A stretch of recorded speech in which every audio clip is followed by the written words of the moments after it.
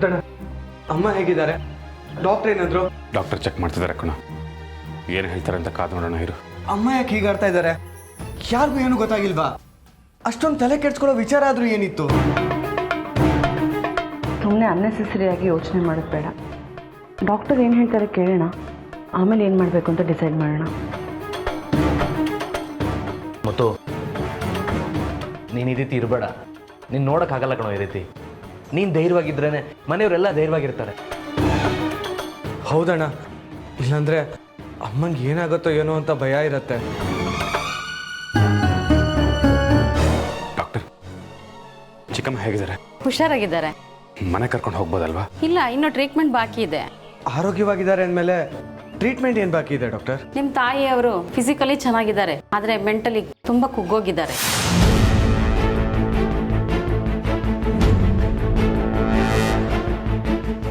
ಏನು ಹೇಳ್ತಿದ್ದೀರಾ ಡಾಕ್ಟರ್? ಯಾವುದೋ ಒಂದು ವಿಷಯಕ್ಕೆ ಆಘಾತ ಆಗಿದೆ, ಅದಕ್ಕೆ ಅವರು ಶಾಕಲ್ಲಿದ್ದಾರೆ. ಇದಕ್ಕೆ ಸೊಲ್ಯೂಷನ್ ಇಲ್ವಾ ಡಾಕ್ಟರ್? ನನಗೆ ಗೊತ್ತಿರೋ ಮನೋರೋಗ್ಯ ತಜ್ಞರಿದ್ದಾರೆ, ಅವರನ್ನ ಕರೆಸ್ತೀನಿ. ಚಿಕ್ಕಮ್ಮನ ನೋಡ್ಬೋದಾ? ಈಗಷ್ಟೇ ನಿದ್ದೆ ಬರೋ ಇಂಜೆಕ್ಷನ್ ಕೊಟ್ಟಿದ್ದೀವಿ, ಆಮೇಲೆ ಹೋಗಿ ನೋಡ್ಬೋದು.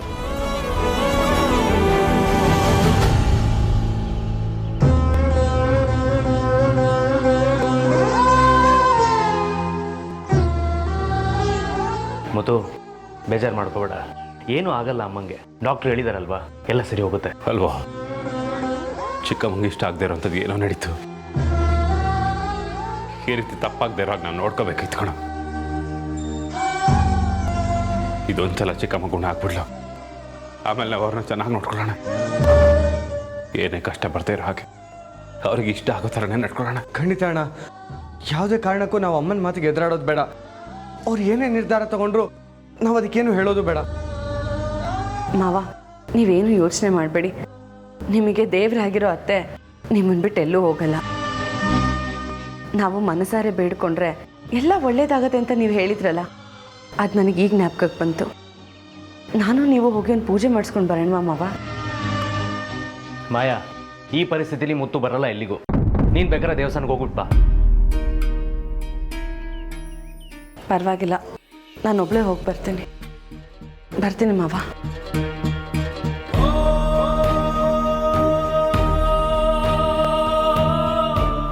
ನಾನೊಂದ್ಸಲ ಚಿಕ್ಕಮ್ಮನ ನೋಡ್ಕೊಂಬರ್ತೀನಿ ಕಣ.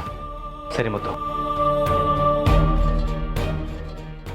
ಒಂದೇ ದಿನದಲ್ಲಿ ಎಷ್ಟೊಂದೆಲ್ಲ ಬದಲಾವಣೆ ಆಗೋಯ್ತು. ಆ ಬದಲಾವಣೆಗಳು ಏನೇನೋ ಅನಾಹುತಗಳು ತಂದ್ಬಿಡ್ತು. ಮಾಯಾ ಇರೋವರೆಗೂ ತೊಂದರೆ ತಪ್ಪಿದ್ದಲ್ಲ. ಮಾಯಾ ದೂರ ಆದರೆ ನೀ ಮನೇಲೆಲ್ಲ ಚೆನ್ನಾಗಿರ್ತಾರೆ ಬೈರ.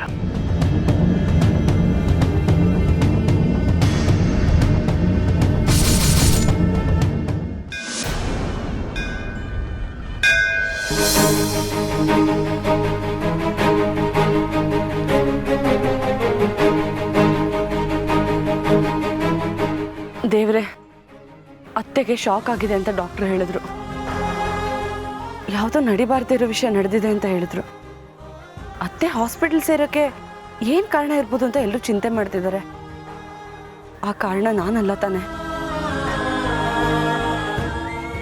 ಈಗಾಗಲೇ ನಾನು ಎಲ್ಲರ ದೃಷ್ಟಿಲಿ ಕೆಟ್ಟೋಳಾಗಿದ್ದೀನಿ. ಮತ್ತೆ ಈ ಘಟನೆಯಲ್ಲೂ ನಂದೇ ತಪ್ಪಿದ್ರೆ ನಾನು ಎಲ್ಲರ ಮನಸ್ಸಲ್ಲೂ ಒಳ್ಳೆಯಳು ಅನ್ಸ್ಕೊಳ್ಳೋಕ್ಕೆ ಜನ್ಮಗಳೇ ಬೇಕಾಗ್ಬೋದು. ದಯವಿಟ್ಟು ಅತ್ತೆನ ಬೇಗ ಗುಣ ಮಾಡಪ್ಪ. ಮುತ್ತು ಮಾವ ನೋವಲ್ಲಿರೋದು ನನ್ನಿಂದ ನೋಡೋಕ್ಕಾಗ್ತಿಲ್ಲ. ಇದು ಹೀಗೆ ನಡೀತಿದ್ರೆ ಮನೇಲಿರೋರು ಎಲ್ಲರೂ ಬೇಜಾರು ಮಾಡ್ಕೋತಾರೆ. ನೀನು ಅತ್ತೇನೇನಾದರೂ ಗುಣ ಮಾಡಿದ್ರೆ ದಿನ ನಿನಗೆ ಪೂಜೆ ಸಲ್ಲಿಸ್ತೀನಿ. ಅಷ್ಟೇ ಅಲ್ಲ, ಪ್ರತಿ ಶುಕ್ರವಾರ ದೇವಸ್ಥಾನದಲ್ಲಿ ಉಪವಾಸ ಇದ್ದು ಉರುಳು ಸೇವೆ ಮಾಡ್ತೀನಿ. ಜೊತೆಗೆ ಮುಂದೆ ಬರೋ ಊರ್ ಜಾತ್ರೆಯಲ್ಲಿ ಬರೀ ಕಾಲಲ್ಲಿ ಕೆಂಡ ತುಳಿತೀನಿ. ಅತ್ತೆ ಆದಷ್ಟು ಬೇಗ ಗುಣ ಆಗಲೇಬೇಕು, ಪ್ಲೀಸ್.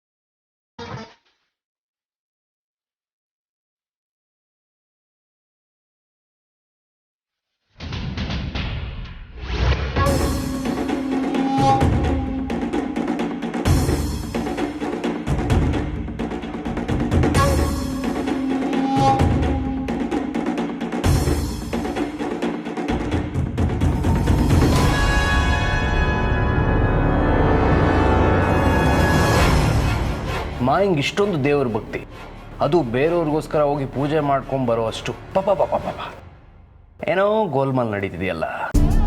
ನಿದ್ದೆ ಮಾಡ್ತಿದ್ದೀರಾ ಅತ್ತೆ? ನಾನು ನಿಮಗೆ ತೊಂದರೆ ಕೊಡೋಕೆ ಬಂದಿಲ್ಲ. ಮೋಸ್ಟ್ಲಿ ಇಷ್ಟಕ್ಕೆಲ್ಲ ಕಾರಣ ನಾನೇ ಅನ್ಸುತ್ತೆ. ಕೋಪದಲ್ಲಿ ಅನ್ಬಾರ್ದೆಲ್ಲ ಅಂದ್ಬಿಟ್ಟೆ, ಸಾಲದು ಅಂತ ಶಾಪ ಹಾಕ್ಬಿಟ್ಟೆ. ಎಂಥ ಪಾಪಿ ಅಥವಾ ನಾನು. ನನಗೆ ಬುದ್ಧಿ ಬಂದಿದೆ ಅತ್ತೆ. ನಿಮ್ಗೇನಾದರೂ ಆದರೆ ಮನೇಲಿರೋರು ಎಲ್ಲರೂ ಕೂಗೋಗ್ತಾರೆ. ಎಲ್ಲರೂ ಈ ರೀತಿ ಬೇಜಾರಲ್ಲಿದ್ರೆ ನನ್ನ ಕೈ ನೋಡೋಕ್ಕಾಗಲ್ಲ ಅತ್ತೆ. ಅತ್ತೆ, ನಾನು ಹಾಕಿದ ಶಾಪನೆಲ್ಲ ವಾಪಸ್ ತಗೋತಿದ್ದೀನಿ. ಆ ದೇವ್ರ ಹತ್ರ ನಮ್ಮ ಅತ್ತೆಗೆ ಏನು ಆಗ್ಬಾರ್ದು ಬೇಡ್ಕೊಂಡು ಬಂದಿದ್ದೀನಿ ಅತ್ತೆ. ಜೊತೆಗೆ ನನ್ನ ಆಯಸ್ನೆಲ್ಲ ನಿಮಗೆ ಕೊಡ್ತಿದ್ದೀನಿ ಅತ್ತೆ. ನನಗೆ ನೀವು ಹುಷಾರಾಗಬೇಕು, ಅದಕ್ಕೆ ಅಂತ ನಾನು ದೇವಸ್ಥಾನಕ್ಕೆ ಹೋಗಿ ಆ ದೇವ್ರ ಹತ್ರ ಬೇಡ್ಕೊಂಡು ಬಂದಿದ್ದೀನಿ. ಖಂಡಿತ ಒಳ್ಳೇದಾಗತ್ತೆ. ಆ ದೇವ್ರ ನನ್ನ ಮಾತು ಕೇಳ್ತಾನೆ ಅತ್ತೆ. ನಿಮ್ಗೇನೂ ಆಗಲ್ಲ, ನೀವು ಹುಷಾರಾಗ್ತೀರಾ.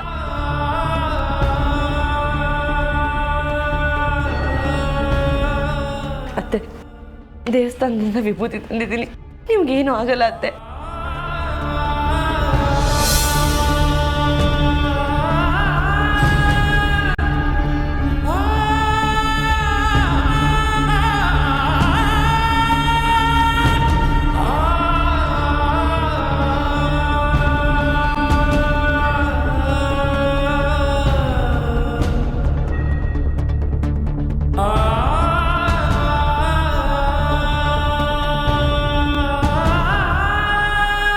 ಮಿಸ್ ಮಾಯಾ,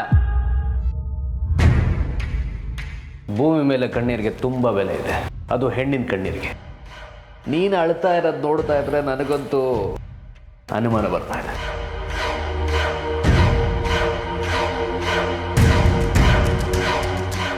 ಅನುಮಾನನ? ಯಾಕೆ? ನೀನು ಮನೆಯಿಂದ ಆಚೆ ಹೋಗ್ಬಾರ್ದು ಅಂತ ನೀಲಾಂಬರಿ ಅಮ್ಮನೂ ನೀನು ಸೇರಿ story, screen play, dialogue, direction ಮಾಡ್ತಿಲ್ಲ ತಾನೆ? ಯಾಕೆ ಹೇಳೋ? ಈ ಸರಿ ನೀನು ಆಚೆ ಹೋದ್ರೆ ಮುತ್ತು ಮನಸ್ಸಿಂದ, ಮುತ್ತು ಮನೆಯಿಂದ ಪರ್ಮನೆಂಟಾಗಿ ದೂರ ಆಗೋದು ಪಕ್ಕ.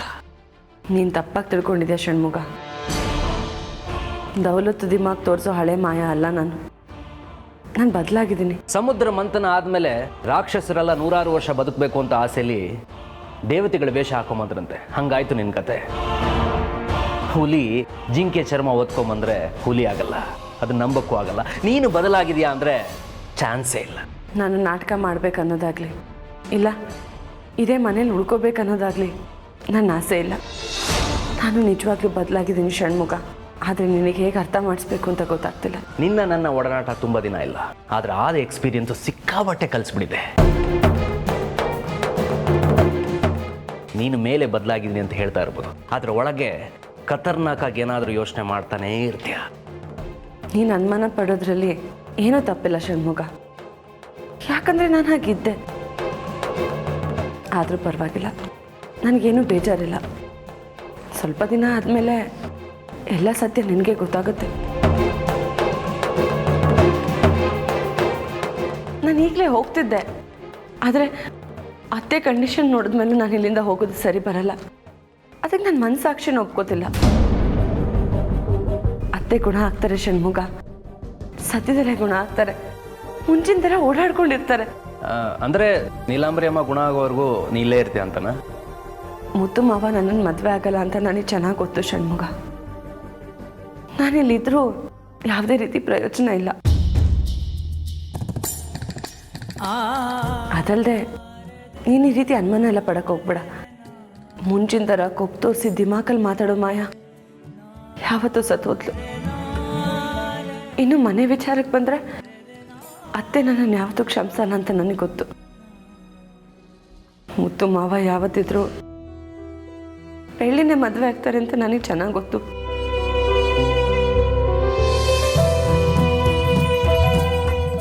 ಒಂದು ವೇಳೆ ನನಗೆ ಅದೃಷ್ಟ ಇದ್ದರೆ ನಾನೇ ಮುಂದೆ ನಿಂತು ಅವರಿಬ್ಬರು ಮದುವೆ ಮಾಡಿಸ್ತೀನಿ.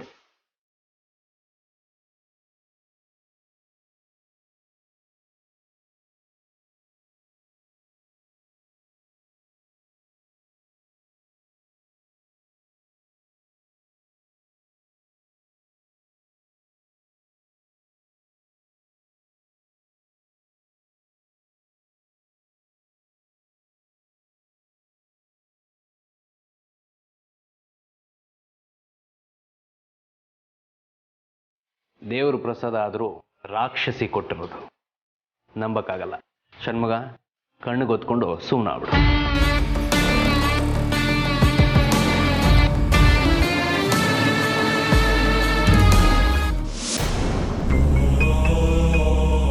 ಏನು ಇಷ್ಟೊಂದು ಸೈಲೆಂಟ್ ಆಗಿದ್ದೀರಲ್ಲ?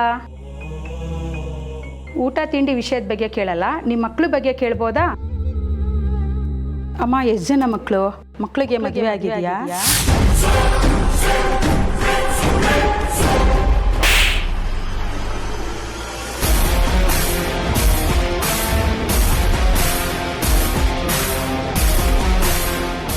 ಸಿಸ್ಟರ್, ಅವ್ರಿಗೆ ಒಂದು ಇಂಜೆಕ್ಷನ್ ಕೊಟ್ಬಿಡಿ. ಏನಾಯ್ತು ಡಾಕ್ಟರ್? ನೀವು ಅವ್ರ ಮಗನಾ? ಮಗನೇ, ಆದರೆ ಸಾಕು ಮಗ. ಆದರೆ ಚಿಕ್ಕಮ್ಮ ಯಾವತ್ತೂ ನನ್ನನ್ನು ಸಾಕು ಮಗನ ಥರ ನೋಡ್ಕೊಂಡಿಲ್ಲ, ಸ್ವಂತ ಮಗನ ಥರ ನೋಡ್ಕೊಂಡಿದ್ದಾರೆ. ನನಗೆ ಅಪ್ಪ ಅಮ್ಮ ದೇವರು ಎಲ್ಲ ನನ್ನ ಚಿಕ್ಕಮ್ಮನೇ. ಆದರೆ ಇದ್ದಕ್ಕಿದ್ದಾಗ ಅವ್ರು ಯಾಕೆ ಹಿಂಗೆ ನಡ್ಕೋತಿದ್ದಾರೆ ಅಂತ ಗೊತ್ತಾಗ್ತಿಲ್ಲ ಡಾಕ್ಟರ್. ನೀಲಂಬರಿ ಅವ್ರ ಹತ್ರ ನಾನು ಮಾತಾಡಿದ್ದಕ್ಕೆ ಸರಿಯಾಗಿ ಒಂದು ಕೊಟ್ಟರು. ಅಯ್ಯೋ ಹೌದಾ? ಚಿಕ್ಕಮ್ಮನ ಪರವಾಗಿ ನಾನು ನಿಮ್ಮನ್ನ ಕ್ಷಮೆ ಕೇಳ್ತೀನಿ. ಅಲ್ಲೇನು ನಡೀತು ಅಂತ ಅನ್ನೋದು ಹೇಳ್ಬೋದಾ? ಹೇಳ್ತೀನಿ ಡಾಕ್ಟರ್. ಮನೇಲಿ ಮದುವೆ ವಿಚಾರವಾಗಿ ಸ್ವಲ್ಪ ಗಲಾಟೆ ನಡೀತು. ಚಿಕ್ಕಮ್ಮನ ತಮ್ಮನ ಮಗಳು ಮಾಯಾ. ಇಷ್ಟಾದ್ಮೇಲೆ ಮಾಯಾ ಈ ಮನೇಲಿ ಇರ್ಬೇಕಾ? ಇಷ್ಟಾದ್ಮೇಲೆ ನಾನು ಅವ್ರಿಗೆ ತಾಳಿ ಕಟ್ಟಬೇಕಾ?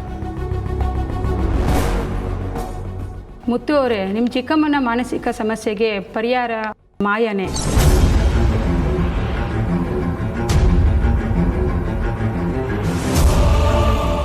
ಏನು ಡಾಕ್ಟರ್, ನಾವು ಅವಳಿಂದನೇ ಇಷ್ಟೆಲ್ಲ ಆಗಿತ್ತು ಅಂತ ಹೇಳ್ತಾ ಇದ್ದೀವಿ, ನೀವು ನೋಡಿದ್ರೆ ಅವಳೇ ಪರಿಹಾರ ಅಂತ ಹೇಳ್ತಿದ್ರಲ್ಲ. ದಯವಿಟ್ಟು ಮಾಯವ್ರನ್ನ ನಾನು ಹೇಳೋವರೆಗೂ ಮನೆ ಬಿಟ್ಟು ಕಳಿಸ್ಬೇಡಿ.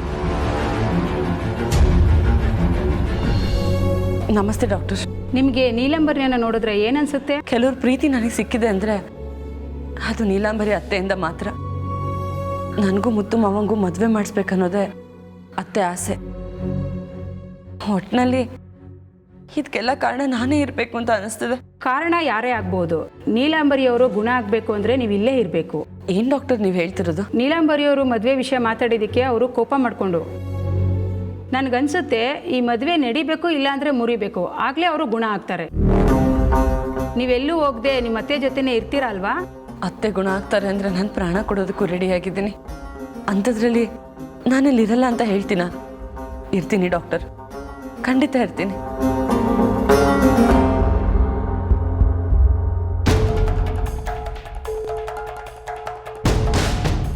ಮುತ್ತು, ನೀಲಾಂಬರಿಯಮ್ಮನ ನೋಡ್ಕೊಳ್ಳೋಕ್ಕೆ ಮಾಯನೇ ಇರಬೇಕು ಅಂತ ಡಾಕ್ಟರ್ ಹೇಳಿದ್ರಾ?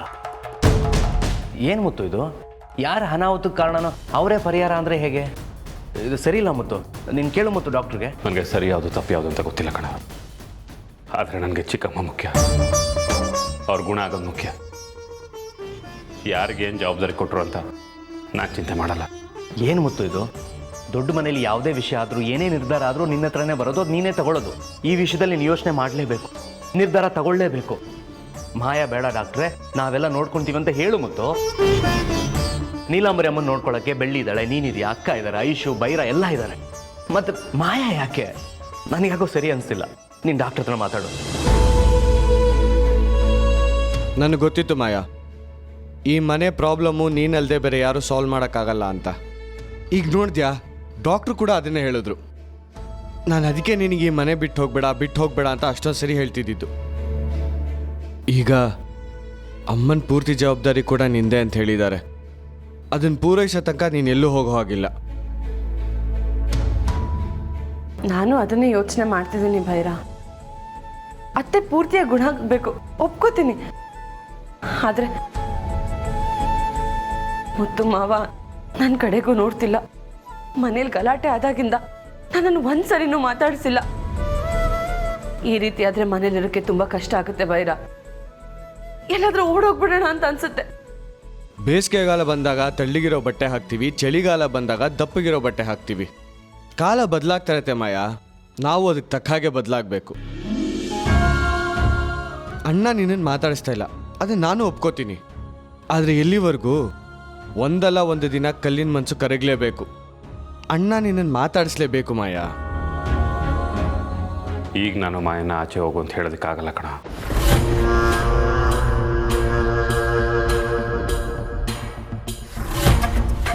ಚಿಕ್ಕಮ್ಮ ಗುಣ ಆಗೋವರೆಗೂ ಏನೇನು ನಡೆಯುತ್ತೋ ನಡೀಲಿ. ಅದಾದಮೇಲೆ ಮಾಯ ಇರಬೇಕೋ ಬೇಡವೋ ಅಂತ ತೀರ್ಮಾನ ಮಾಡೋಣ. ಆದರೆ ಏನೇ ಆದರೂ ಸರಿ, ಅವಳು ಮಾಡಿರೋ ತಪ್ಪಿಗೆ ಅವಳು ಶಿಕ್ಷೆ ಅನುಭವಿಸ್ತಾಳೆ ಅಷ್ಟೇ.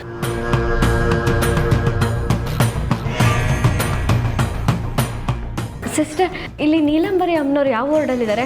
Room number 106 ಅಲ್ಲಿದ್ದಾರೆ. ಸರಿ. ಮಾಯಕ್ಕ, ಅತ್ತೆ ಹೇಗಿದ್ದಾರೆ? ಪರವಾಗಿಲ್ಲ, ಈಗ ಚೆನ್ನಾಗಿದ್ದಾರೆ. ಡಾಕ್ಟ್ರ್ ಏನಂದ್ರು ಮಾಯಕ್ಕ? ಅತ್ತೆ ಯಾಕೆ ಈ ಥರ ಆಡಿದ್ರು ಅಂತ ಏನಾದರೂ ಹೇಳಿದ್ರಾ? ಅತ್ತೆಗೇನೋ ಕೊರಗಿದೆ ಅಂತ ಕಾಣುತ್ತೆ.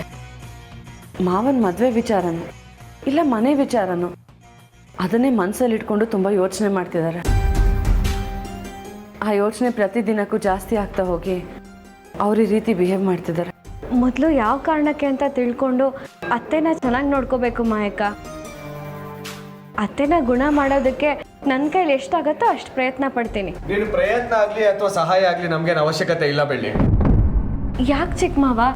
ಅತ್ತೆನ ನಾನು ಚೆನ್ನಾಗಿ ನೋಡ್ಕೊಳ್ಳಲ್ಲ ಅಂತನಾ? ಚೆನ್ನಾಗಿ ನೋಡ್ಕೊಳ್ಳೋದಲ್ಲ, ನೀನು ಅಮ್ಮನ ಕಣ್ಮುಂದೆ ಇದ್ರೇನೆ ತೊಂದರೆ ಜಾಸ್ತಿ. ನೀನು ಕೊಡೋ ಆ ತೊಂದರೆ ಅಮ್ಮನ ಪ್ರಾಣ ತಗೊಂಡ್ರು ಆಶ್ಚರ್ಯ ಇಲ್ಲ. ಡಾಕ್ಟ್ರ್ ಏನು ಹೇಳಿದ್ರು ಅಂತ ಬೆಳ್ಳಿಗೆ ಹೇಳಿಲ್ವಾ? ಭೈರಾ, ಏನು ನೀನು ಮಾತಾಡ್ತಿರೋದು? ಬೆಳ್ಳಿ ಅತ್ತೆನ ನೋಡಕ್ಕೆ ಬಂದಿದ್ದಾಳೆ. ಈ ಟೈಮಲ್ಲಿ ಈ ಥರ ಎಲ್ಲ ಮಾತಾಡ್ತಾರಾ? ಇರೋ ವಿಷಯ ಹೇಳಲೇಬೇಕಲ್ವಾ ಮಯ್ಯ? ಏನು ವಿಷಯ ಚಿಕ್ಕ ಮಾವ? ಭೈರಾ, ಬೇಡ. ಬೆಳ್ಳಿ, ಅತ್ತೆ ಮಲಗಿದ್ದಾರೆ, ನೀನು ಬೇಕಿದ್ರೆ ನೋಡ್ಕೊಂಡು ಹೋಗು. ಇಲ್ಲ ಚಿಕ್ಕ ಮಾವ, ಅದೇನೋ ನನ್ನಿಂದನೇ ತೊಂದರೆ ಆಗತ್ತೆ ಅಂತ ಹೇಳ್ತಿದ್ದಾರೆ. ಅದೇನು ತೊಂದರೆ ಆಗತ್ತೆ ಅಂತ ನಾನು ತಿಳ್ಕೊಂಡೇ ಹೋಗ್ತೀನಿ. ಹೇಳಿ ಚಿಕ್ಕ ಮಾವ, ನನ್ನಿಂದ ಏನು ತಪ್ಪಾಗಿದೆ? ನಾನು ಯಾಕೆ ಅತ್ತೆನ ನೋಡ್ಕೋಬಾರ್ದು? ಯಾಕಂದ್ರೆ ಅಮ್ಮ ಆಸ್ಪತ್ರೆಯಲ್ಲಿ ಇರೋದೇ ನಿನ್ನಿಂದ. ಅವ್ರ ದಿನ ಕೊರಗ್ತಾ ಇರೋದು ನಿನ್ನಿಂದಾನೆ.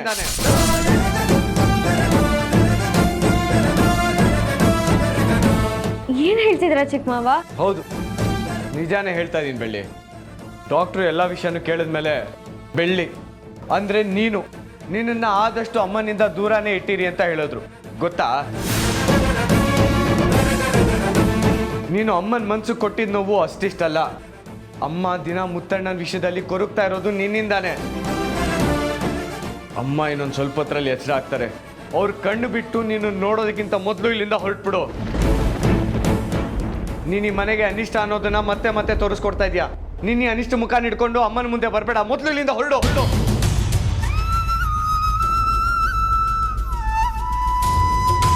ಬೆಳ್ಳಿ, ನೀನು ಯಾವಾಗ ಬಂದೆ? ಚಿಕ್ಕಮ್ಮನ ನೋಡಿದ್ಯಾ? ಮಾತಾಡ್ಸಿದ್ಯಾ? ಬೆಳ್ಳಿ ನೋಡೋದು ಬೇಡ. ಅಂದ್ರೆ ಅಮ್ಮ ಈಗ ಮಲಗಿದ್ದಾರೆ, ಅವ್ರಿಗೆ ತೊಂದರೆ ಕೊಡೋದು ಬೇಡ ಅಂತ ಹೇಳಿದೆ ಅಷ್ಟೇ. ಅದು ಅಲ್ಲದೆ ಮದುವೆ ವಿಚಾರ ಎಲ್ಲ ಅಮ್ಮಂಗೆ ನೆನಪು ಬರ್ಬೋದು, ಅದಕ್ಕೆ ಆ ಥರ ತೊಂದರೆಗಳು ಬೇಡ ಅಂತ ಹೇಳಿದೆ ಅಷ್ಟೇ. ದೂರ ಅಂದ್ರೆ ಏನು ಅರ್ಥ? ಹೇಗೆ ಮಾತಾಡಬೇಕು ಅಂತ ಸ್ವಲ್ಪನೂ ಗೊತ್ತಾಗಲ್ವಾ? ಚಿಕ್ಕಮ್ಮಗೆ ಹುಷಾರಿಲ್ಲ, ಅವ್ರನ್ನ ಚೆನ್ನಾಗಿ ನೋಡ್ಕೊಳ್ಳೋದ್ರ ಬಗ್ಗೆ ಗಮನ ಕೊಡು. ಬೈರಾ, ಡಾಕ್ಟರ್ ಸಂಜೆ ಬಂದು ಚೆಕ್ ಮಾಡಿ ಹೇಳ್ತೀನಿ ಅಂತ ಹೇಳಿದ್ದಾರೆ. ಅಲ್ಲಿವರೆಗೂ ಯಾವ ತೀರ್ಮಾನ ತಗೊಳ್ಳೋದು ಬೇಡ.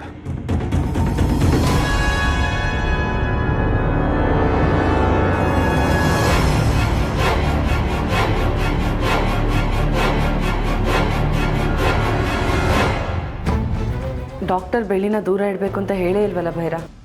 ನೀನು ಯಾಕೆ ಏನೇನೋ ಸೇರಿಸ್ಕೊಂಡು ಮಾತಾಡ್ತಿದ್ಯಾ? ನೀನು ಈ ಮನೇಲಿ ಇರಬೇಕು ಅಂದರೆ ಇರೋ ಬರೋ ಸುಳ್ಳೆಲ್ಲ ಹೇಳಲೇಬೇಕು ಮಯ್ಯ. ಒಂದು ವೇಳೆ ಮುತ್ತು ಮಾವಂಗೆ ಏನಾದರೂ ಗೊತ್ತಾದರೆ ಮತ್ತೆ ಇದೆಲ್ಲ ನಂದೇ ತಪ್ಪು ಅಂತ ಅನ್ಕೊಂಡಲ್ವಾ? ನೀನು ಧೈರ್ಯವಾಗಿ ನಿನ್ನ ಪಾಡಿಗೆ ನೀನಿರು, ಮಿಕ್ಕಿದ್ದೆಲ್ಲ ನಾನು ನೋಡ್ಕೋತೀನಿ.